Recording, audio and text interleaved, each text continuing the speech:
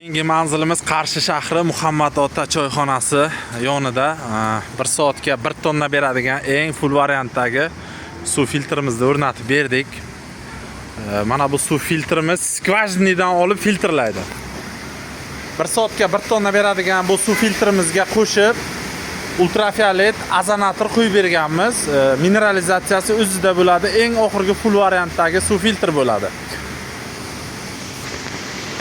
Mana suv filtr bilan tanishtirib o'taman. Bu tuz bachog'i bo'ladi, katyanit uchun kerak bo'ladi. Bu skvajnidan olib filtrlaydi. Skvajnining sho'rligi. Tosh, ko'mir, katyanit. Filtrlangandan keyin teskari osmiy membranadan o'tgandan keyin mineralizatsiyadan o'tib, minerallangan suv ultrafioletdan ham o'tadi. Undan keyin mana bu yomkisga tushadi. Bu yomkisda buni azonator qarshi oladi. Azonator azonlab beradi suvni.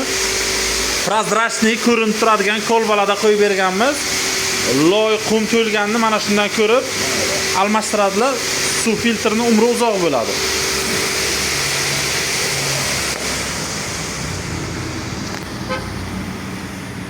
Kimga shunaqa filtrlar qiziq bo'ladigan bo'lsa, bemalol aloqaga chiqishlaringiz mumkin. Suv biznesi, sammoyka, ishlab chiqarish, parnik hammasiga suv filtrlarimiz mavjud. Kelishilgan narxda yetkazib, ustanovka qilib berish hammasi ichida bo'ladi. Mana shu nomerlarga aloqaga chiqasizlar. 99 339 64 35. Bosh ustamiz Dadaxon aka bo'ladilar, mana. Mana shunaqa suv filtrimiz. Bu yerni optim oladigan joy qilaman. Ham sotiladi, ham mana bu damaschilar o'zi kelib arzonroq narxga olib ketib, o'zi sotadigan joy qilaman deb aytayaptilar Alibek akamizniki.